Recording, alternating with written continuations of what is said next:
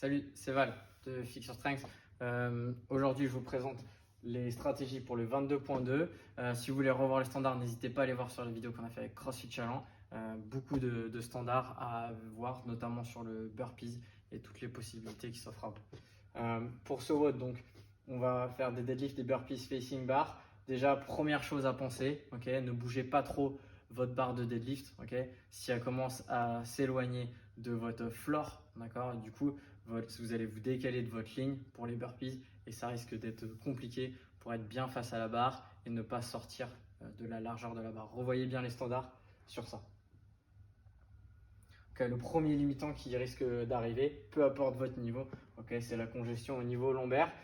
Si vous êtes déjà un point faible là-dessus, je vous conseille d'essayer de vous placer le plus correctement possible et de gérer le mieux possible vos deadlifts parce que du coup, je pense que jusqu'à la série de selon votre niveau 5 ou la série de 7, du coup, tout va bien se passer et quand on va commencer à engranger le plus grand nombre de volumes, ça va être entre la série de 7 jusqu'à 10, puis retourner jusqu'à 7. Là, il y a quasiment la totalité des reps, du moins la moitié qui se fait assez rapidement. Donc attention à la gestion lombaire.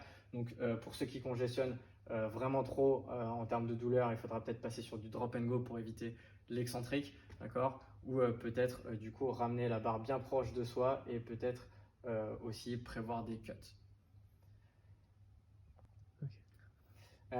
Sur les lombaires, attention aussi, le burpees, c'est une extension de dos, d'accord, et une flexion, une extension de dos. Donc vos lombaires vont congestionner aussi sur les burpees. En plus, si vous faites du step over, du step down ou step up, du coup vous allez basculer le bassin sur un côté. Donc il se peut qu'il y ait un lombaire qui congestionne plus qu'un autre. Donc soyez vraiment vigilants sur ça. Essayez de repousser l'échéance au maximum. Pour le cardio, clairement, si vous jouez sur un gros rythme, du moins sur le début, ça va partir très fort. Attention au cardio parce que le deadlift reste un mouvement énergivore. Il va vous faire monter dans les tours quoi qu'il arrive, le burpees aussi. Et du coup, c'est sujet à ce que le troisième chose arrive, c'est prendre des no-reps. On a vu même des athlètes élites prendre des no-reps sur des burpees. Le standard est tendancieux. Du coup, restez lucide. Ne peut-être pas faire monter le cardio là où il y a le plus grand nombre de reps. D'accord, alors forcément il sera haut, mais gardez un brin de lucidité pour respecter les standards. Ma stratégie que je vous conseille, c'est plutôt de partir fort sur la montée en fonction de votre niveau, soit sur le top 5, soit sur le top 7 ou quand vous allez arriver sur la série de 9, commencez vraiment à réduire la cadence des deadlifts. D'accord, donc sur la série de 9, puis la série de 10, puis la série de 9 et peut-être série de 8. Parce que clairement, le score va se jouer sur la descente et chaque répétition va compter. Et on a vu que ça va être très difficile de finir le WOD, du moins pour un niveau RX ou un niveau intermédiaire.